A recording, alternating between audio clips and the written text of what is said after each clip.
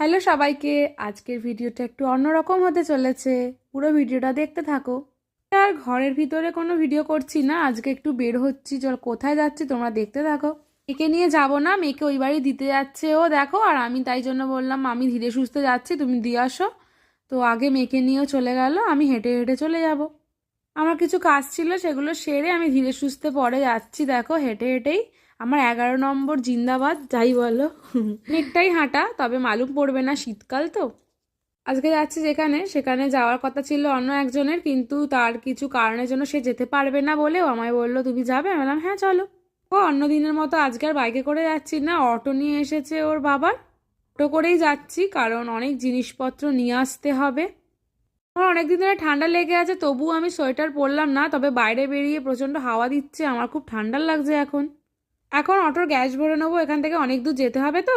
এখানে এসে দেখো আমি একটা মজার জিনিস দেখলাম। দেখো কুকুরটা কি সুন্দর মজা করে শুয়ে আছে। শীতের সকাল, রোদের মধ্যে দেখো কি সুন্দর ঘুমাচ্ছে ও। জীবনে কোনো চিন্তা নেই, দিব্যি ঘুমিয়ে আছে। দেখো বাচ্চাগুলো এখানে কি সুন্দর ব্যাডমিন্টন খেলছে। এখানে যাচ্ছি, জায়গাটা হচ্ছে সোনারপুর থেকে অনেকটা ভিতর দিকে, আগে কোনোদিন যাইনি, এই ফার্স্ট টাইম যাচ্ছি। আর এই মেয়ে দুটোকে দেখো গল্প করতে করতে রাস্তা দিয়ে এমনভাবে যাচ্ছে, আমার ফোনটা আরেকটু হলে পড়ে যেত। দোষ ওদেরও আছে আমারও আছে, আমি ভিডিও করছি আর ওরা দেখো মাঝখান দিয়ে সাইকেল চালিয়ে যাচ্ছে। যাই হোক, এর প্রকৃতিটা কি সুন্দর না, পুরো গ্রাম্য সাইড, যেন বীরভূমে এসেছি মনে হচ্ছে। বাট এটা তো বীরভূম নয়, এটা আমাদের সোনারপুরের সাইড।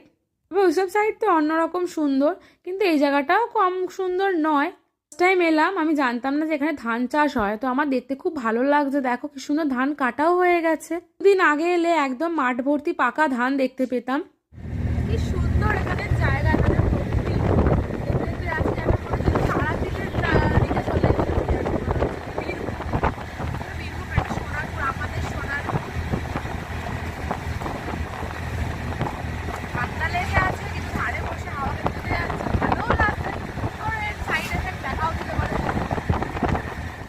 খুব খিদে পেয়েছে, তাই আমরা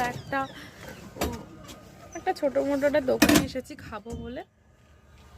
চলো কি খাই দেখাই। টিফিন হবে?